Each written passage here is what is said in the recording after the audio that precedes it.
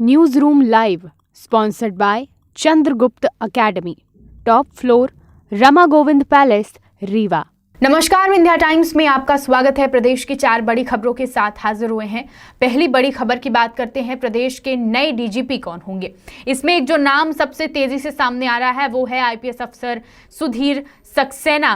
माना जा रहा है कि इस संबंध में सरकार आदेश जारी कर सकती है। जल्द ही नए डीजीपी सुधीर सक्सेना हो सकते हैं मध्य प्रदेश के। प्रदेश सरकार ने केंद्र से सुधीर सक्सेना की सेवाएं मूल कैडर में वापस देने के लिए अनुरोध किया है और उसके बाद केंद्र सरकार ने उन्हें वर्तमान जिम्मेदारियों से मुक्त कर मध्य प्रदेश को सौंप दिया है।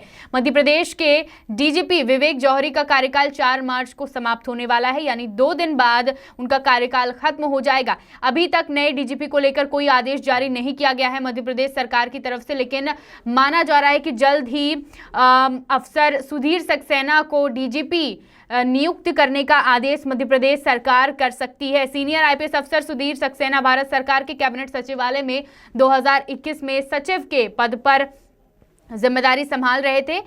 डीजीपी के रेस में सुधीर सक्सेना के अलावा पवन जैन और राजीव टंडन के भी नाम शामिल हैं। इसमें सुधीर सक्सेना के नाम पर मुख्यमंत्री शिवराज सिंह चौहान ने सहमति दे दी है।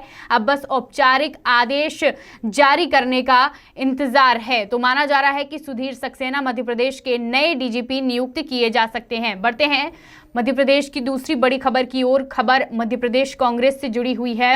एमपी महिला कांग्रेस अध्यक्ष पद की कमान विभा पटेल को सौंप दी गई है। विभा पटेल को अर्चना जायसवाल की जगह पर अध्यक्ष बनाया गया है।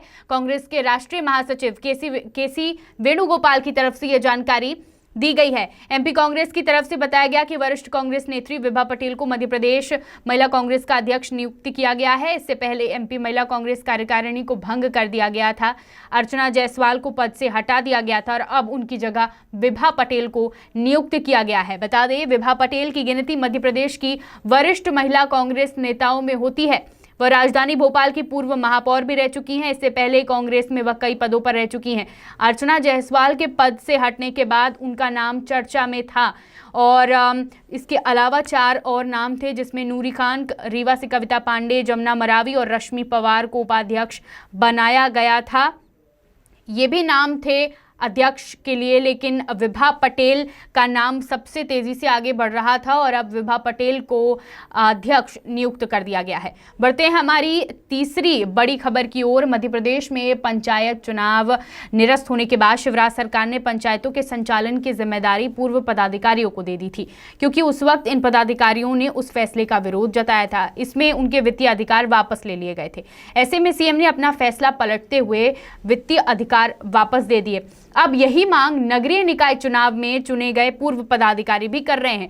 भोपाल में प्रदर्शन चल रहा है। नगरीय निकाय क्षेत्रों से आए नगरीय निकाय के पूर्व अध्यक्ष और पार्षद ने नगरीय प्रशासन मंत्री भूपेंद्र सिंह के बंगले के बाहर अनिश्चितकालीन धरना शुरू कर दिया है। अनिश्चितकालीन धरने पर बैठे इन पदाधिकारियों ने पंचायतों की तर्ज पर अपने वित्तीय अधिकार वापस करने की मांग की है। इसके अलावा उनका यह भी कहना है कि अगर सरकार उन्हें उनके वित्तीय अधिकार वापस नहीं देती है तो फिर प्रदेश में जल्द से जल्द नगरीय निकाय चुनाव होने चाहिए। अनिश्चितकालीन धरने पर बैठे इन पदाधिकारियों का कहना है कि नगरीय निकायों का कार्यकाल पूरा होने के बाद अब तक चुनाव नहीं हुए हैं। बता दें कि कोरोना के कारण ये चुनाव टलते गए। नगरीय निकायों में जनप्रतिनिधि नहीं होने के कारण जनता परेशान हो रही है, जबकि इससे विकास के कार्य भी प्रभावित हो रहे हैं।